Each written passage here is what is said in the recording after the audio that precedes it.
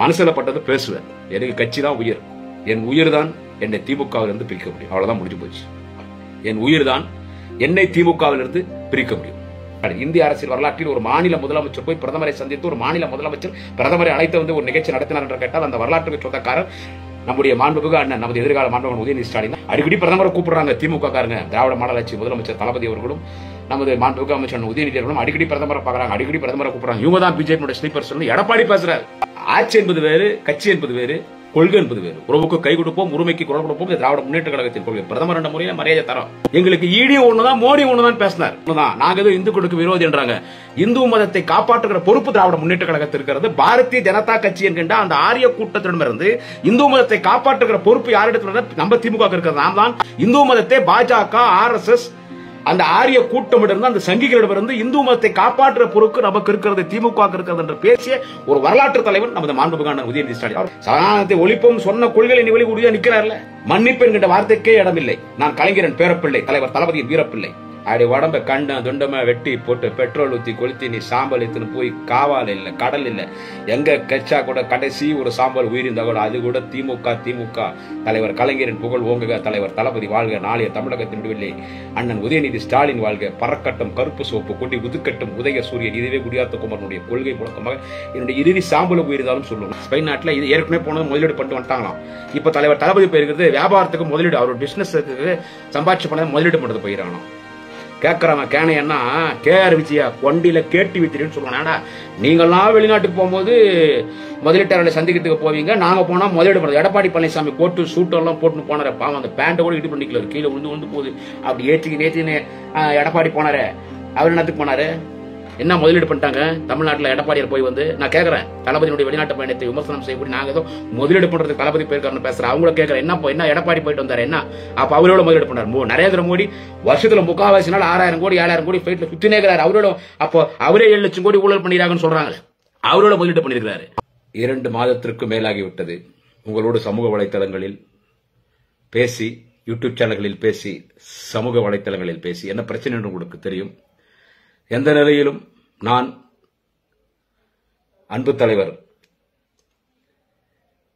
தமிழகத்துடைய நிரந்தர முதல்வர், மிக விரைவில் நடைபெற இருக்கிற நாடாளுமன்ற தேர்தலில் இந்த நாட்டுக்கு ஒரு நல்ல பிரதமரை இந்தியா கூட்டணியில் அடையாளம் காட்டப் போகிற நம்முடைய தலைவர் தளபதியினுடைய முரட்டு பக்தன், நாளைய தமிழக விடிவெள்ளி நமது எதிர்கால முதல்வர் மாண்புமிகு அண்ணன் வாலிப கலைஞர் அண்ணன் உதயநிதி ஸ்டாலின் அவர்களுடைய முரட்டு பக்தன், என்னுடைய கடவுள், ஓய்வுக்கே ஓய்வு கொடுத்துவிட்டு மெரினாவில் ஓய்வெடுத்துக் கொண்டிருக்கிற தலைவர் கலைஞருடைய பக்தன். அந்த உணர்வோடு தான் நான் என்றைக்கும் இருப்பேன் இந்த மண்ணுக்கு செல்லும் வரை. எவன் உணர்ந்து 2.5 மாசத்துல என்னன்னா அவன் கிளப்பி விடுவான். இந்த விமர்சனத்துக்கு பேர் போனது தானே. நானு அதை பத்திலாம் நான் கவலைப்படுறது இல்லை. ஒண்ணு மட்டும்தான் எப்பவுமே சொல்லுவேன், மனசுல பட்டது பேசுவேன். மனசுல பட்டது நான் பேசுவேன். எனக்கு கட்சி தான் உயிர். என் உயிர் தான் என்னை திமுகவிலிருந்து பிரிக்க முடியும். அவ்வளவுதான், முடிஞ்சு போச்சு. என் உயிர் தான் என்னை திமுகவிலிருந்து பிரிக்க முடியும். ஆச்சுங்களா? இது என் வீடு. என் கட்சியில பிரச்சனைனா அம்மா புள்ளிக்கு நடக்கிற தகராறு மாதிரி, அப்பா புள்ளிக்கு நடக்கிற தகராறு மாதிரி. என்னதான் புள்ள அப்பா அம்மா கிட்ட தகராறு பண்ணிட்டு வந்தா புள்ள இல்லைன்னா ஆயிட முடியுமா? கடவுளுக்கு மேலானவங்க தாயும் தந்தையும், மாதா பிதா குரு தெய்வம் சொல்றாங்க. முதல் மாதா பிதா தான். அப்படி மாதா பிதா தான் என் கட்சி, திமுக, சின்னம் உதயசூரியன், அறிவாலயம் நம் ஆலயம், நம் கொடி உயிர், எல்லாவற்றுக்கும் மேலாக நமது உயிர் தலைவர் தளபதி, நாளைய தமிழக முதல்வர் அன்பு தலைவர் அண்ணன் உதயநிதி ஸ்டாலின். எனக்கு இதை முதல் பதிவு செய்துவிட்டு நிறைய விஷயங்கள் பேசணும். பேசணும்னா ஏன்னா நான் அதிரடியா தினமும் பேசக்கூடியவன். பேசாம இருக்கிறதுனால என்ன ஆச்சு குமரன்? ஏன் பேச 1008 பிரச்சனைகள் ஏற்கனவே 2 வருஷம் கூட இப்படி பிரச்சனை தான். அப்பதான் நான் சமூக வலைத்தளங்களில் பேசவே வந்தேன், வெளியே வந்தேன். எவ்வளோ பிரச்சனைங்க உங்களுக்கெல்லாம் தெரியும். என் மேல டெல்லியில மகளிர் ஆணையத்தில் கேஸ், டெல்லி மகளிர் ஆணையத்தில் கேஸ் போட்டு என் மேல எஃப்ஐஆர் வாரண்ட் கோர்ட்ல. கமிஷனர் ஆபீஸ் போயிட்டு வந்துட்டேன். வர சொன்னாங்க, கமிஷனர் ஆபீஸ் போயிட்டு வந்துட்டேன். தமிழ்நாட்டில் எல்லா இடத்துலயும் அதிமுக என் மேல புகார், பிஜேபி என் மேல புகார். பல பேர் கொஞ்சம் பார்த்து பேசுவாங்க, கேஸ் யாரா வாங்குறதுன்னு. ஆனா நான் அதை பத்தி நான் கவலைப்படுறது இல்லை. தாய்ப்பாலில் தூசிப்பட்டாலும் படும், பொதுவாழ்வில் தூசிப்படாத ஒரு தலைவன் இந்த மண்ணிலே, இந்திய மண்ணிலே வாழுகிறார் என்று கேட்டால் அது நம்முடைய தலைவர் தளபதி. அடுத்து நம்முடைய இளம் தலைவர் நாளைய தமிழகத்தின் விடுவெள்ளி மாண்புமிகு அண்ணன் உதயநிதி ஸ்டாலின். அவருடைய குறித்து யாராவது அவதூறாக பேசினால் லெப்ட் ரைட் வாங்கிடுவோம் குடியாத்த கும்பல். உங்களுக்கு தெரியும், வித்தவுட் எனி எக்ஸ்பெக்டேஷன்ஸ், எந்த எதிர்பார்ப்பு இல்லாமல். இதுதான் என்னுடைய நிலை. முதலில் நான் இந்த பதிவில் மாண்புமிகு தமிழகத்தினுடைய விளையாட்டுத்துறை மற்றும் இளைஞர் நலன் அமைச்சர், மிக விரைவில் தமிழகத்தினுடைய துணை முதலமைச்சராக பொறுப்பேற்கக்கூடிய எதிர்கால தமிழகம் மாண்புமிகு அண்ணன் உதயநிதி ஸ்டாலின் அவர்களுக்கு என்னுடைய வாழ்த்துக்களையும் பாராட்டுகளையும், அவருடைய தொண்டன் கோடானு கோடிக்கணக்கான தொண்டர்களில் மாண்புமிகு அண்ணன் நமது எதிர்கால அண்ணன் உதயநிதி ஸ்டாலின் சின்னவருடைய கடைகோடி தொண்டர்களில் ஒருவராக இருக்கக்கூடிய நான் என்னுடைய வாழ்த்துக்களையும் பாராட்டுகளையும் என்னுடைய இளம் தலைவன் மாண்புமிகு அண்ணன் உதயநிதி அவர்களுக்கு தெரிவித்துக் கொள்கிறேன். என்று கேட்டால், ஒரு வெற்றிகரமான மாநாடு சேலத்தில் இளைஞரணியின் 2வது மாநில மாநாட்டை சேலத்தில் வெற்றிகரமாக நடத்தி இந்திய அரசியலில் ஒரு மிகப்பெரிய சகாப்தத்தை படைத்திருக்கிறார், ஒரு மிகப்பெரிய வரலாற்றை படைத்திருக்கிறார் நமது மாண்புமிகு அண்ணன் உதயநிதி ஸ்டாலின் அவர்கள். அந்த மாநாடு 2 முறை ஒத்தி போச்சு. என்னத்துக்கான? மழையின் காரணமாக.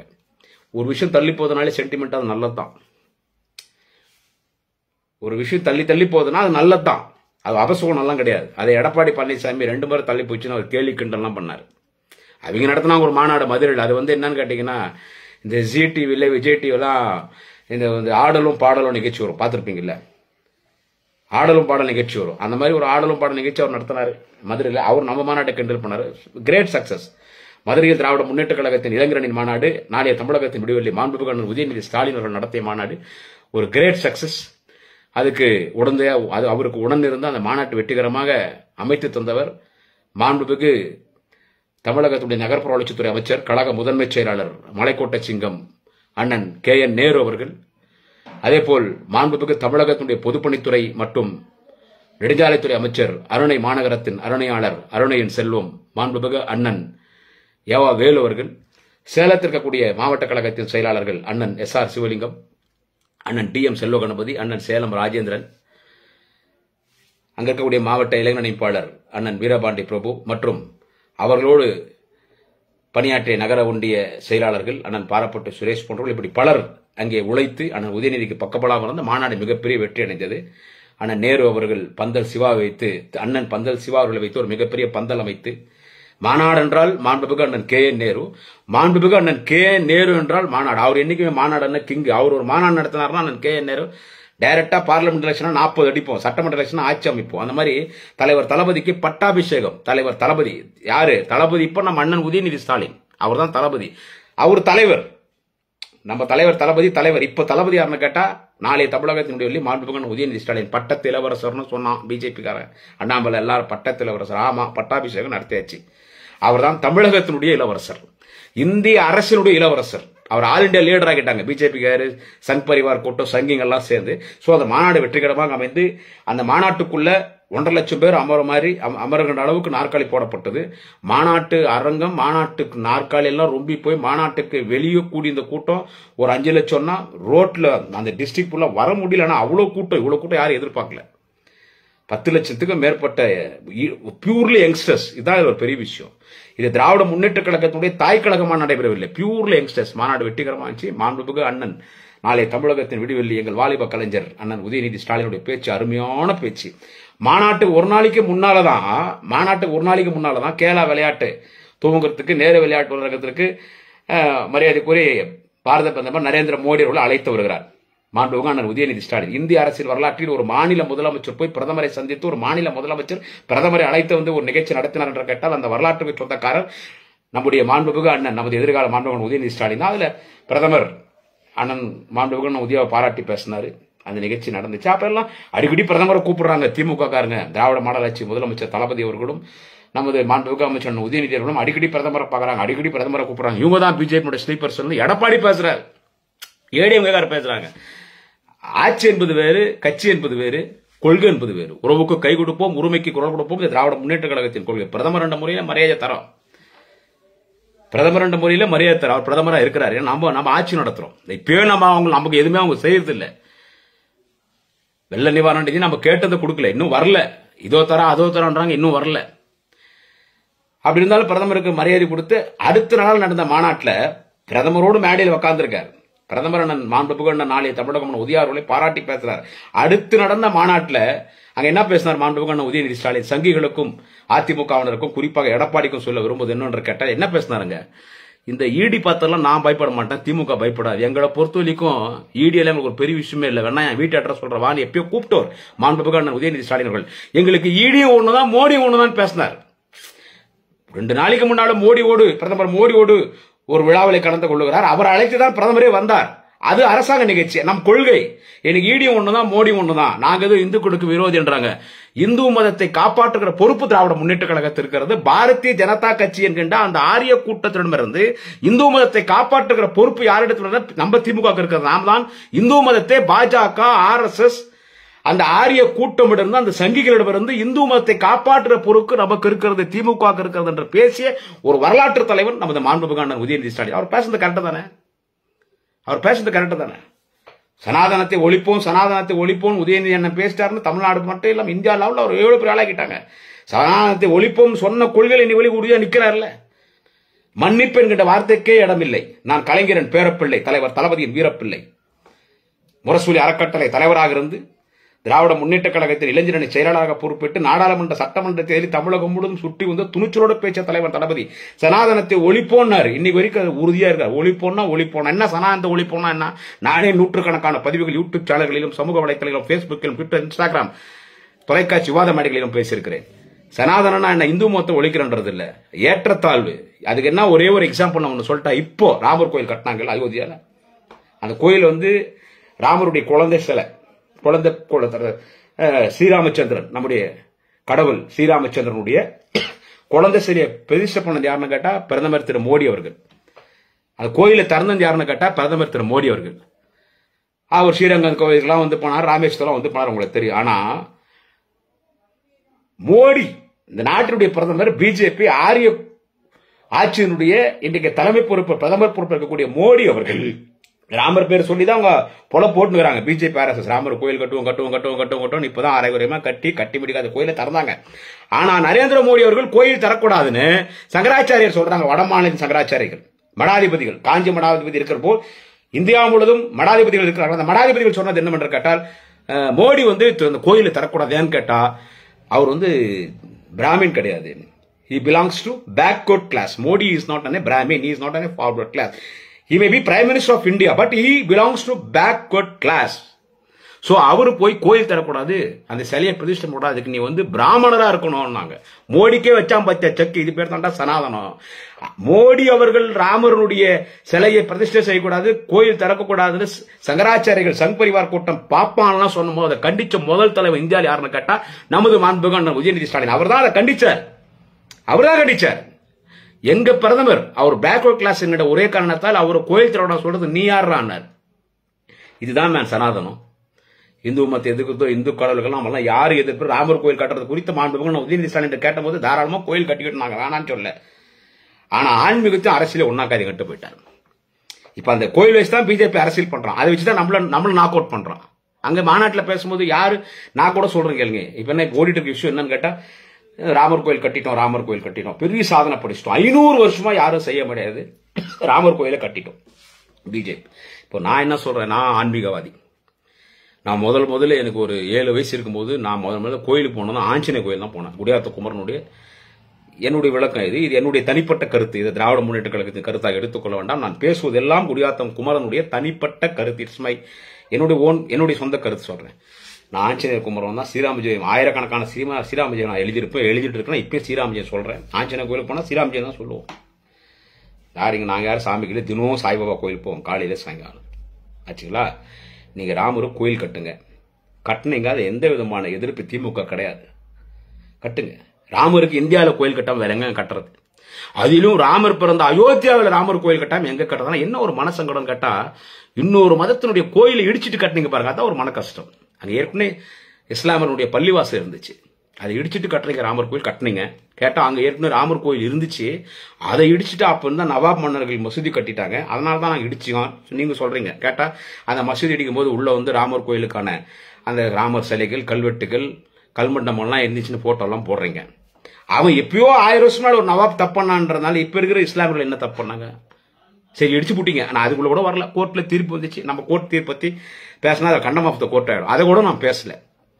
ஆனா அப்போ பாபர் மசூதி இடிச்சும் போது இந்தியாவே ரத்த ஆறா ஓடிச்சு, எத்தனை ஆயிரம் பேர் இறந்தாங்க. ஆனா இந்த முறை பாபர் மசூதி இடிக்கப்பட்ட இடத்தில் ராமர் கோயில் கட்ட வேண்டும், பாபர் மசூதி கட்டுவதற்கு இன்னொரு மாற்றிடம் தருவோம் என்று நீதிமன்றம் தீர்ப்பு தந்த உடனே நான் நினைச்ச நாட்டில் ஒரு பெரிய கலவரம் வெடிக்கும், இஸ்லாமியர்கள் தகராறு பண்ணுவாங்க, ஒரே தீக்குச்சி எரியல. இஸ்லாமியர்கள் ரொம்ப டீசெண்டா இருந்தாங்க. சரி, அவங்க இருந்த கோயில்ன்றாங்க, அவங்க கட்டின்னு போட்டோம், உங்க இடம் எனக்கு வேணாம், நாங்க பாத்துறோம் போயிட்டாங்க. இப்ப ராமர் கோயில் கட்டிட்டீங்க, சரி ரைட், ஓகே, கட்டினது தப்பு, கட்டிட்டீங்க, நீதிமன்ற தீர்ப்பு கட்டிட்டீங்க, ஓகே, ஸ்ரீராம ஜெயம், ஜெய் ஹனுமான், ஸ்ரீராம ஜெயம், ஓகே, கட்டிட்டீங்க, சந்தோஷம், நானும் கோயிலுக்கு வரலாம், அதான் சாமி பக்தி. என்ன இன்னொரு மதத்திற்கு இருக்கிற கோயில் இடிச்சு கட்டிங் பாருதான் எங்களுக்கு மனசங்கடம். அதுதான் முதலமைச்சராக இருந்தாலும் நாளை தமிழகத்தினுடைய மாண்புகன் உதவியாக இருந்தாலும் நாங்க அதுதான் சொல்றோம், கோயில் கட்ட தப்புன்னு சொல்ல கட்டிட்டீங்க, முழுசா கட்டினீங்களா கோயில? சனாதனம் என்ன சொல்லுது? சனாதனம் தூக்கின்னு ஆடுறீங்களே பிஜேபி கார் பிரதமர் மோடி அவர்களே.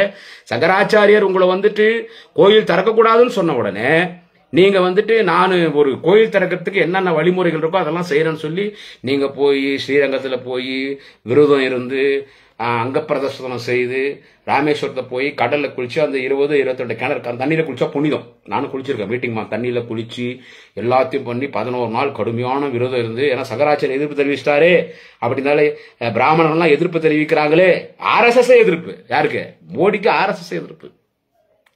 3வது முறை மோடி பிரதமரா வரணுன்றது RSS விருப்பம் இல்ல. அந்த RSS விருப்பம் என்னன்னு கேட்டா, அந்த சாமியார் பையன் தொகையான யோகி ஆதித்யநாத் ஒரு சாமியார், அவனை பிரதமர் ஆக்கலாம். நாடு என்ன அவங்க யோசிச்சு பாருங்க. அதெல்லாம் எங்க தளபதி விடமாட்டாரு, காலி நடுவார்னு வச்சுங்க. அந்த கோயிலுக்கு போய் நீங்க திறந்தீங்க இல்ல, அந்த கோயில் முழுசா கட்டின கோயில் கட்டலையே. சனாதனத்துல என்ன சொல்றது? கட்டாம ஒரு கோயிலை திறக்கலாமா, கும்பாபிஷேகம் பண்ணலாம். அதுதான் கழக துணை பொதுச் செயலாளர் தூத்துக்குடி நாடாளுமன்ற உறுப்பினர் அக்கா கனிமொழி பேசும்போது சொன்னாங்க, நீங்க கோயில் கட்டினீங்கல்ல, சனாதன முறைப்படி கட்டாத கோயில் ஒண்ணு திறக்கலாமா? அக்கா கனிமொழி கேட்டாங்களா இல்லையா? கட்டாத கோயில திறக்கலாமா? எதிர்க்க இந்த இந்து சமய அறநிலையத்துறை அமைச்சர் மாண்புமிகு அண்ணன் சேகர் பாபு கேட்டாங்க. பக்கத்துல திராவிட ஆழ்வார் மனித கடவுள் மாண்புமிகு அண்ணன் டாக்டர் ஜெகத் ரட்சகன் MP உட்கார்ந்தார், அவங்களும் கேட்டாங்க. சோ அதுவே தப்பு. ஏன்னா நீங்க இப்ப பார்லிமெண்ட் எலெக்ஷன் நாங்க கோயில் கட்ட ஓட்டு போடுங்கன்னு போய் கேட்க போறீங்க, ஓட்டு அது விஷயம் நீங்க ஓட்டு கேட்க போறீங்க.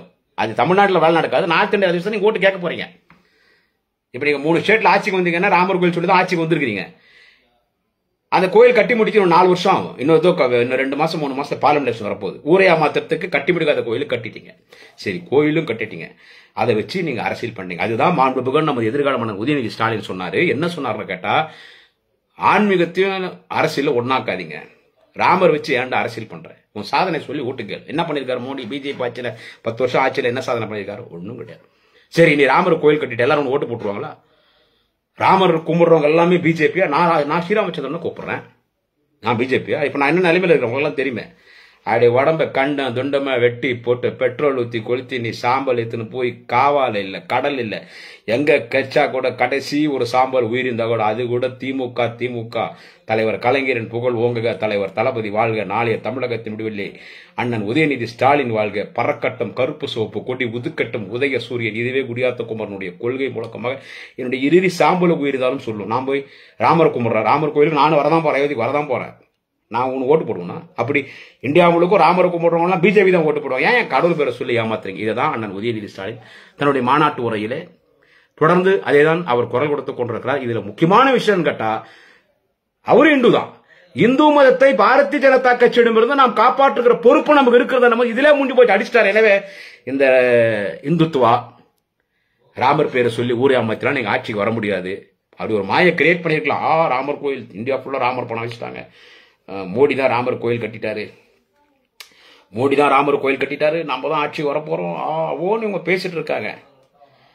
மாநில தேர்தல் என்பது வேற, இது நாடாளுமன்ற தேர்தல். இந்தியா கூட்டணி யாரு வெளியே போறாங்களோ யாரு உள்ள வராங்களோ அதை பத்தி எல்லாம் நம்ம கவலை இல்லை. இந்த முதலமைச்சர் போயிட்டாரு, அவங்க போயிட்டாங்க, இவங்க போயிட்டாங்க, அதை பத்தி எல்லாம் கவலை இல்லை. இந்தியா கூட்டணியினுடைய வேர் திமுக தலைவர் தளபதி, இளம் தலைவன், நாளைய தமிழகத்தின் விடுதலை மாண்புமிகு அண்ணன் உதயநிதி ஸ்டாலின் கோபாலபுரத்தில் அமர்ந்து கொண்டு பல பிரதமர்களை உருவாக்கிய தலைவர் டாக்டர் கலைஞர், அன்னை இந்திரா காந்தி, VP சிங், ஐக்கிய குஜரால், தேவேகவுடா, 2 முறை மன்மோகன் சிங் என்று அதே படைவரிசையில் இன்றைக்கு தலைவர் கலைஞரின் இதயத்தை இரவலாக பெற்றிருக்கிற நம்முடைய தலைவர் தளபதி வருகிற நாடாளுமன்ற தேர்தலில் தமிழ்நாட்டில் புதுவை உட்பட 40 தொகுதி திமுக வெற்றி பெறும். அடுத்த பிரதமரை உருவாக்குகிற தலைவர் நம்முடைய தலைவர் தளபதி. அதற்கு இந்த நாடாளுமன்ற தேர்தலில் இந்த போர்க்களத்தில் தளபதியாய் பிரச்சாரம் கொள்கை என்கின்ற வாளேந்தி சென்று 40 வெற்றிக்கணிகளை 40 தொகுதிகள் 40 வெற்றிக்கணிகளை தளபதி இடத்தில் ஒப்படைக்க போகிற தலைவர் நமது வாலிப கலைஞர் மாண்புமிகு உதயநிதி ஸ்டாலின். அதனால யாரு என்ன பேசினாலும் அதை பத்தி எந்த கவலை இல்லை. எங்க கூட்டணி கரெக்டா இருக்கு. தமிழ்நாட்டில் எங்க கூட்டணி கரெக்டா இருக்கு. எழுச்சி தமிழர் தொழில் திருமாவளவனாக இருக்கட்டும், காங்கிரஸ் கட்சியாக இருக்கட்டும், கம்யூனிஸ்ட் கட்சிகளாக இருக்கட்டும், இன்னும் இருக்கிற மிகுந்த மரியாதைக்குரிய இஸ்லாமிய அமைப்புகளாக இருக்கட்டும், இன்னும் பல கட்சி எல்லாரும் எங்கள்கிட்ட கரெக்ட். எங்க கூட்டணி எந்த பிரச்சனை கிடையாது. தலைவர் தளபதி என்ன சொல்றாரு அவர் சொல்றதுதான். யாரும் எதுவும் பேசவும் மாட்டாங்க. கூட்டணி பேச்சுவார்த்தை நடந்துட்டு இருக்கோம். அதிமுக யாரும் கூட்டணி போல இவங்களா வழியா போய் கூப்பிடுறாங்க. எடப்பாடி பழனிசாமி பாட்டாளி மக்கள் கட்சி வாங்கன்னு கூப்பிடுறாங்க. தேமுதிக கூப்பிடுறாங்க. மிகுந்த மரியாதைக்குரிய திரு விஜயகாந்த் அவர்கள் சமீபத்தில் மறைந்தார். சோ அவர் மறைந்ததை ஒரு சிம்பத்தி ஓட்டு கிரியேட் பண்ண சிம்பத்திக்கு பிஜேபி தேமுதிக ஓட்டு கட்சியிடும் அனுப்பி விஜயகாந்த் கூப்பிடுறாங்க. அந்த கட்சியை கூப்பிடுறாங்க. திருமதி பிரேமலதா விஜயகாந்த் அவர்களை கூப்பிடுறாங்க. ஏதோ ரகசியமா பேச்சுவார்த்தை நடக்குதுன்னு கூட கேள்விப்பட்டா. ஆனா அன்புமணி ராமதாஸ் என்ன சொன்னாருன்னு கேட்டா, நாங்க அதிமுக கூட்டணி போக மாட்டோம் தான் சொன்னாரு. ஆனா அவங்க அப்படி சொல்லுவாங்க. அவங்க யார் கூட போக மாட்டோம் சொல்ல அவங்க கூட தான் போவாங்க. அவங்க இஷ்டம். அவங்க கட்சி அவங்க என்ன முடிவு எடுப்பாங்கன்னு தெரியல. அது அவங்க இஷ்டம். இவரா போய் வேண்டார். பிஜேபி கூட்டணி என்ன டிடிவி தினகரன், ஓ பன்னீர்செல்வம், சசிகலா, அந்த நம்ம சின்னத்துல நின்று ஜெயிச்சுட்டு நமக்கே வேலை காட்டுற அந்த பாரிவேந்தர் ஐஜேகே கட்சியா அந்த காலேஜ் ஓனர் இவங்க தான்.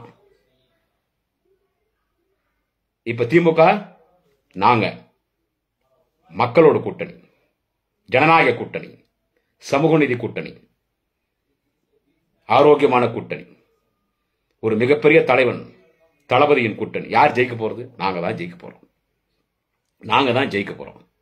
அதனால யார் என்ன பிரச்சனை பத்தி கவலை இல்லை. நான் உங்களோடு பேசிக் கொண்டிருக்கிற இந்த நேரத்திலே மாண்புமிகு தமிழ்நாட்டு முதலமைச்சர் தலைவர் தளபதி அவர்கள் ஸ்பெயினுக்கு சென்றிருக்கிறார். ஸ்பெயின் நாட்டிற்கு உலக முதலீட்டார்கள் இன்வெஸ்ட் பண்ணக்கூடிய மிகப்பெரிய மல்டி மில்லியனர்ஸ் பிசினஸ்மேன்கள், தொழிலதிபர்கள், உலக அளவில் இருக்கக்கூடிய தொழில்களை சந்தித்து இந்தியாவிலிருந்து நீங்க தொழில் முதலீடு செய்யுங்கன்னு சொல்றதுக்கு தான் போயிருக்காரு. ஏற்கனவே போயிட்டு வந்தாரு. சென்னையில உலக முதலீட்டாளர்கள் மாநாடு நடைபெற்று 1 லட்சம் கோடிக்கும் அதிகமாக வெளிநாட்டில் இருக்கக்கூடியவர்களும் இந்தியா நாட்டை சேர்ந்தவர்களும் இங்க முதலீட்டு பண்ணிட்டாங்க. பல ஆயிரக்கணக்கான நமது தமிழ் இளைஞர்களுக்கு வேலைவாய்ப்பு கிடைக்கும் போது இப்போ போயிருக்கிறது வெற்றிகரமான ஒரு பயணம்.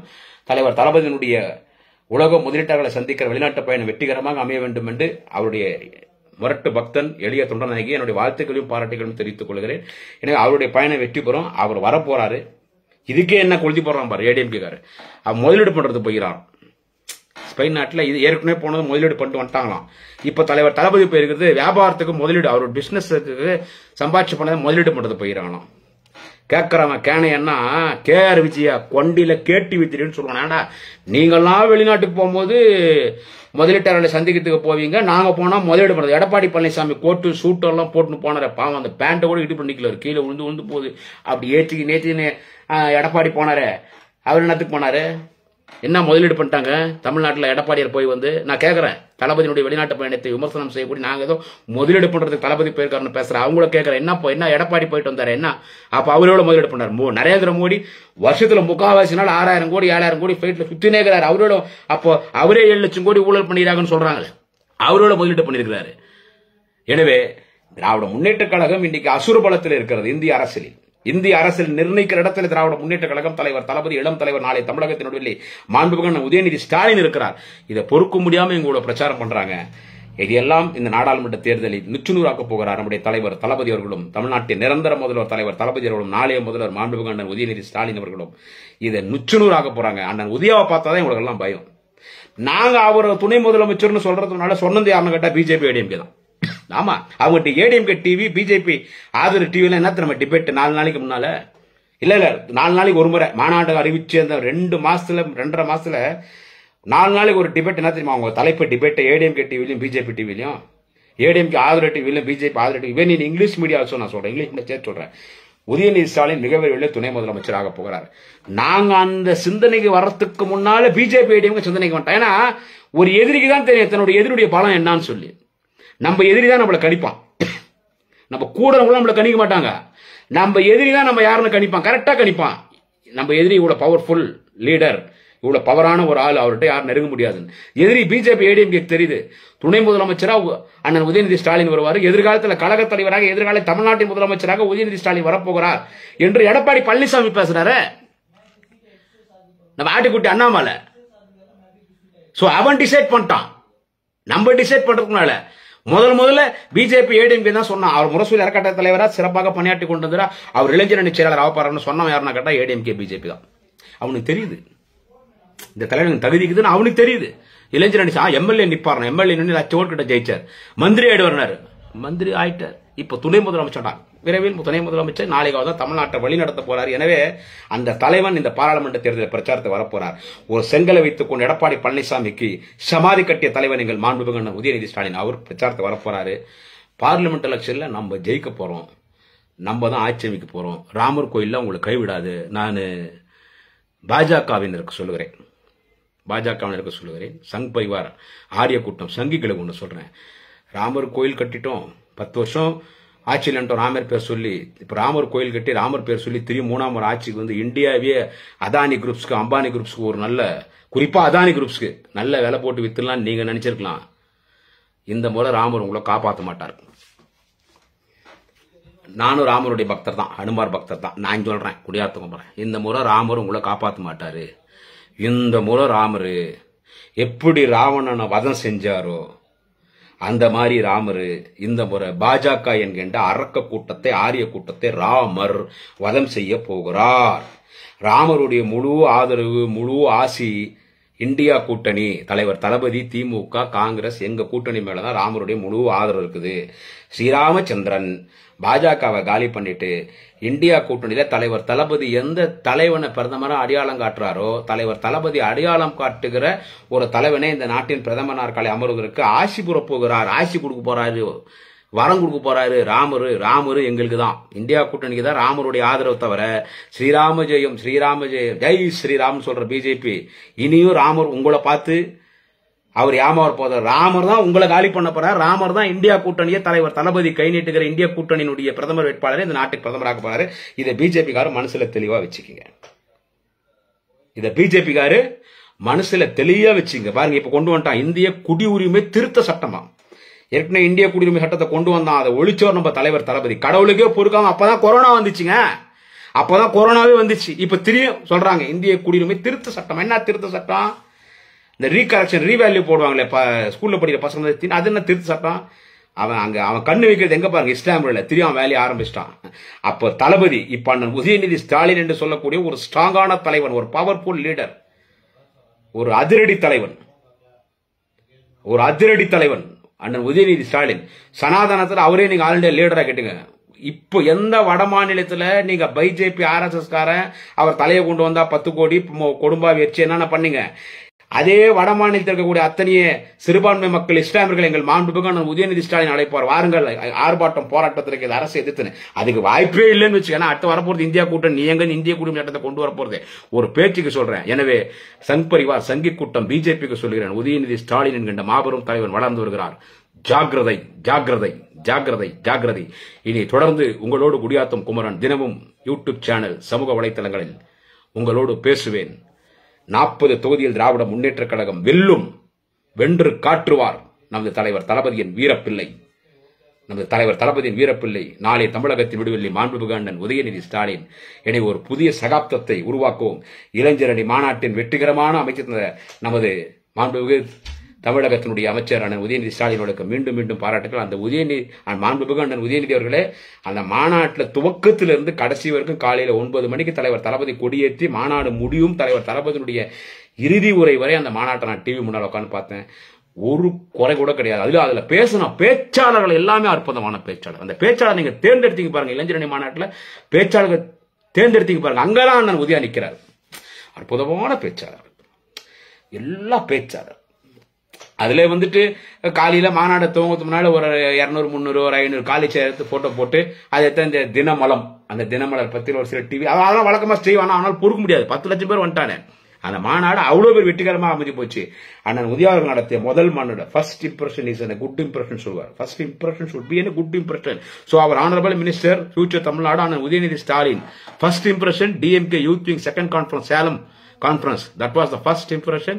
It was the best impression. இனி எல்லாமே மாண்புமிகு அண்ணன் உதயனுடைய அரசியல் வாழ்க்கை வெற்றி வெற்றி வெற்றி வெற்றி வெற்றி வெற்றி. அண்ணன் உதயா அவர்கள் 40 வெற்றிக்கணிகளை நாடாளுமன்ற தேர்தலிலே அந்த 40 வெற்றிக்கணி தலைவர் தளபதி இடத்தில் ஒப்படைப்பார். அண்ணன் உதயா அவர்கள் எழுதுகிற கட்டளைகளை நிறைவேற்ற நாங்கள் தயாராக இருக்கிறோம். எந்த சூழ்நிலையும் எப்படியா இருந்தாலும் கூடாத்த குமரன் டிஎம்கே யாரு என்ன சொன்னாலும் நான் திமுக, நான் தளபதியின் முரட்டு தொண்டன். 2 மாதத்திற்கு முன்னால் ஒரு பதிவிலே கடைசியில முடிக்கும் போது சொன்னேன், கடவுள் எனக்கு ஆயுள் தர வேண்டும். மாண்புமிகு அண்ணன் உதயநிதி ஸ்டாலின் தமிழ்நாட்டின் முதலமைச்சர் நாட்களை அமர்வதை பார்த்துவிட்டு தான் நான் இறக்க வேண்டும் என்று இந்த பதிவிலே சொல்லுகிறேன். ஒரு 1.5 ஆண்டுகளுக்கு முன்னால் தலைவர் தளபதி அவர்களை தலைமை செயலகத்தில் முதலமைச்சர் அறையில் சந்தித்தேன், மகிழ்ச்சி அடைந்தேன். முதலமைச்சர் நாற்காலிலே தலைவர் தளபதி அமர்ந்து கொண்டிருப்பதை பார்த்தேன், மகிழ்ச்சி அடைந்தேன். அந்த அறையில் நமது மாண்புமிகு அமைச்சர்கள், மரியாதைக்குரிய மாண்புமிகு அண்ணன் KN நேரு அவர்களும் மாண்புமிகு அண்ணன் யாவா வேலுவும் அங்கே இருந்தார்கள். அதே போல் எப்படி தலைவர் தளபதி அவர்களை முதலமைச்சர் நாற்காலை முதலமைச்சர்களை தலைமை செயலகத்தை பார்த்தேன், அதே போல் நமது தலைவர், நமது வாலிப கலைஞர், அன்பகத்தின் அண்ணன், அறிவாலயத்தின் மன்னன், திராவிட இயக்கத்தின் போர்வால், திராவிட இயக்கத்தின் இளம் தளபதி நமது மாண்புமிகு அண்ணன் உதயநிதி ஸ்டாலின் அவர்கள் தமிழ்நாட்டின் முதலமைச்சராக பொறுப்பேற்று தலைமை செயலகத்தில் முதலமைச்சர் நாற்காலிலே அவர் அமர்ந்திருப்பதை நான் பார்க்க வேண்டும். அதை பார்க்கிற அளவுக்கு எனக்கு ஆயுள் கடவுள் தர வேண்டும். கண்டிப்பாக இந்த நாட்டின் முதலமைச்சர் நாற்காலில் உதயநிதி ஸ்டாலின் அமர்வதை நான் பார்ப்பேன். நாம் அனைவரும் பார்ப்போம். எனவே அண்ணன் உதயா வழி நடப்போம், கழகத்தை காப்போம், 40 தொகுதி வெற்றி பெறுவோம். நமது இந்தியா கூட்டணி பிரதமர் தலைவர் தளபதி கை நீட்டுகிற ஒரு பிரதமர் அங்கே வருவார். ஆரிய கூட்டத்தை இந்த மண்ணிலிருந்து விரட்டுவோம். இன்னும் 50 ஆண்டுகளுக்கு திராவிட மண்ணை ஆரிய கூட்டத்திலிருந்து பாதுகாத்து திராவிட மண்ணாக பாதுகாக்க உதயநிதி ஸ்டாலின் என்ற தலைவர் உதித்து விட்டார். தமிழ்நாடு மட்டுமில்லை, அகில இந்திய அளவில் திராவிட மாடலாட்சி மலரப்போகிறது. நன்றி, வணக்கம், வாழ்க, வெல்க, வளர்க. என்னுடைய இளம் தலைவர் மாண்புமிகு நாளை தமிழகத்தின் முடிவில்லை உதயநிதி ஸ்டாலின் அண்ணன் வாழ்க, வாழ்க, வெல்க, வெல்க, வளர்க, வளர்க. விடைபெறுகிறேன். வணக்கம். தலைவர் தளபதி மாண்புமிகு அண்ணன் உதயநிதி ஸ்டாலின் முரட்டு பக்தன்.